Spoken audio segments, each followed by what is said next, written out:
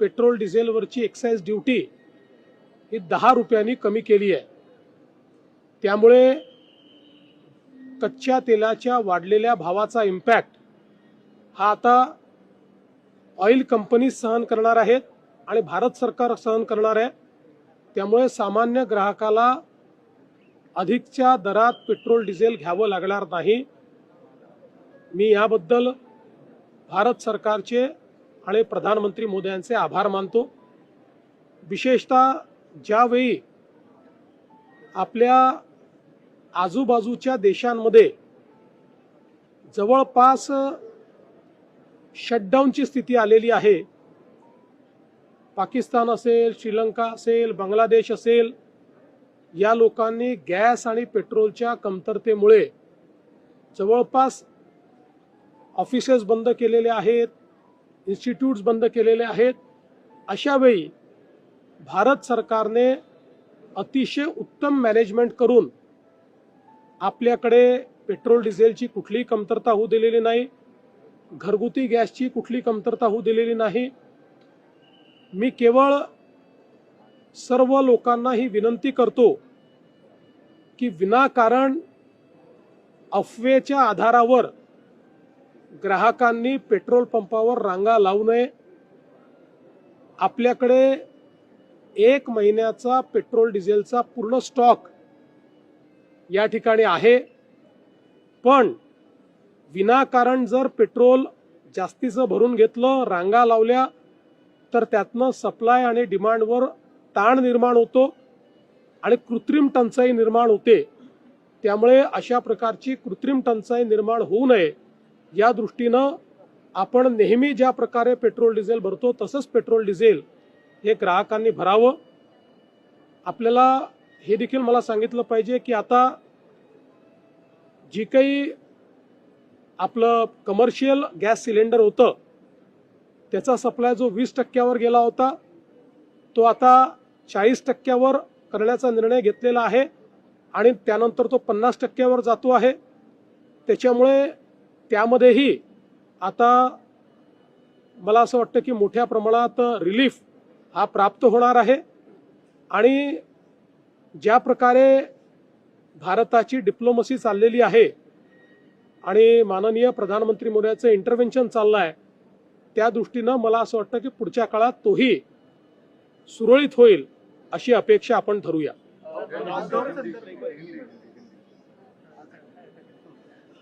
आज पल्स ही एक अत्यंत मोठी मेडिकल कॉन्क्लेव्ह महाराष्ट्र सरकारच्या वतीने आयोजित करण्यात आली। मेडिकल एज्युकेशन डिपार्टमेंट आणि इंडस्ट्री प्लेयर्स या सर्वांच्या संयुक्त विद्यमाने एक अत्यंत मोठा प्लॅटफॉर्म ज्याच्यामध्ये शिक्षण, मेडटेक, इंडस्ट्री, इनोव्हेशन असं कंप्लीट कोलॅबोरेशन करण्यात आलेलं आहे। मोठ्या प्रमाणात या क्षेत्रातले स्टार्टअप्स हे इथे डिस्प्ले केलेले आहेत।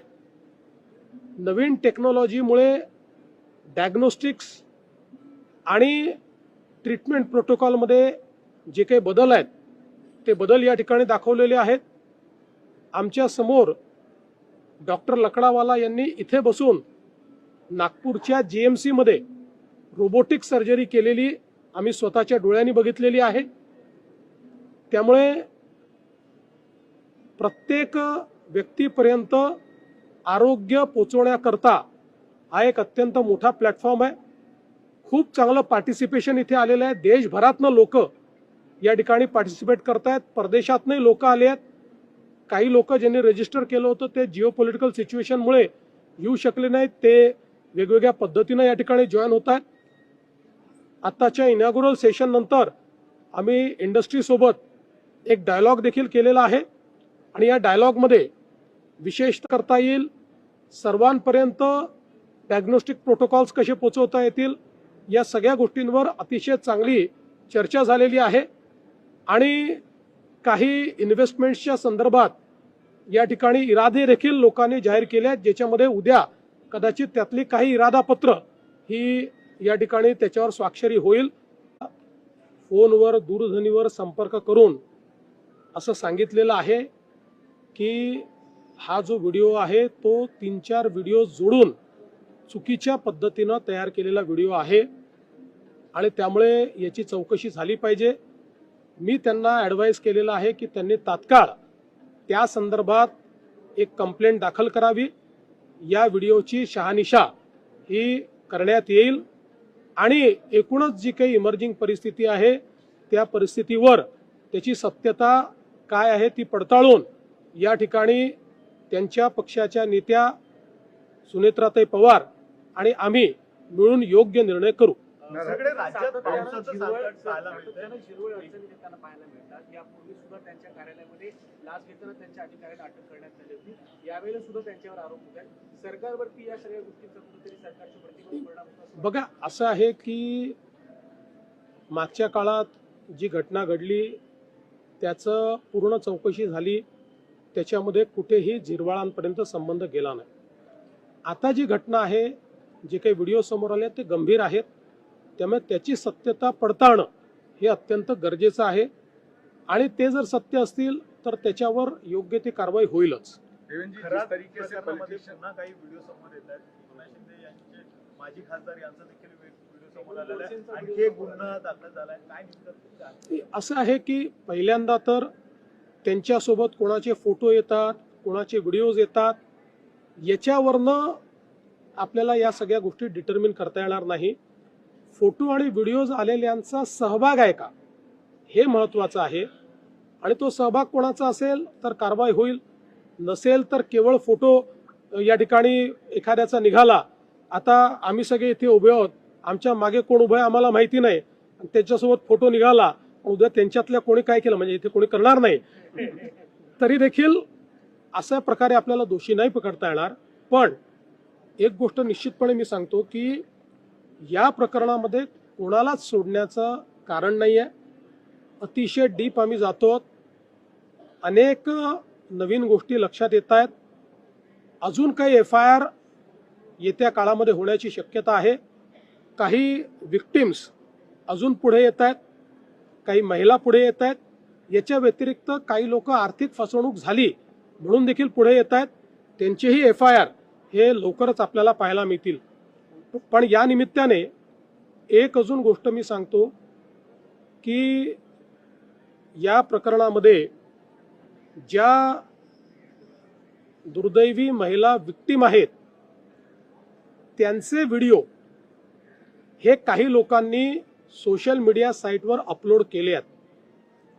ते आम्ही आता त्या ठिकाणी सोशल मीडिया साईटवरनं हटवले आहेत.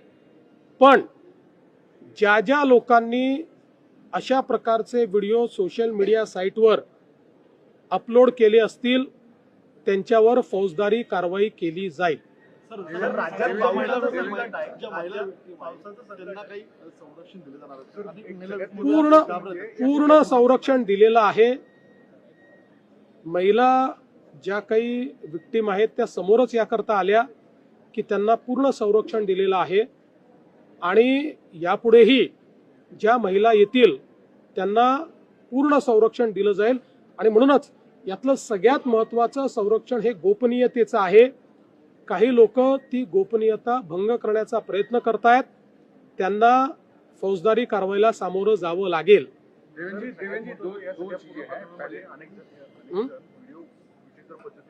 अपलोड करतायत आणि याच्यावर सोशल मीडियावर आपण काही दिवसांपूर्वी हाऊसमध्ये बोललो होतो. ऍक्च्युअली त्याच्या अनुषंगाने काही मेजर कारवाई नाही, निश्चित कारवाई ही केली जाईल. आणि केवळ तेच नाही तर त्याच्यावर जे लोक कमेंट करतायत त्यांनी लक्षात घेतलं पाहिजे की ते त्याचा पार्ट होत आहे. जर कोणी फॉरवर्ड केलाय तर ते त्याचा पार्ट होत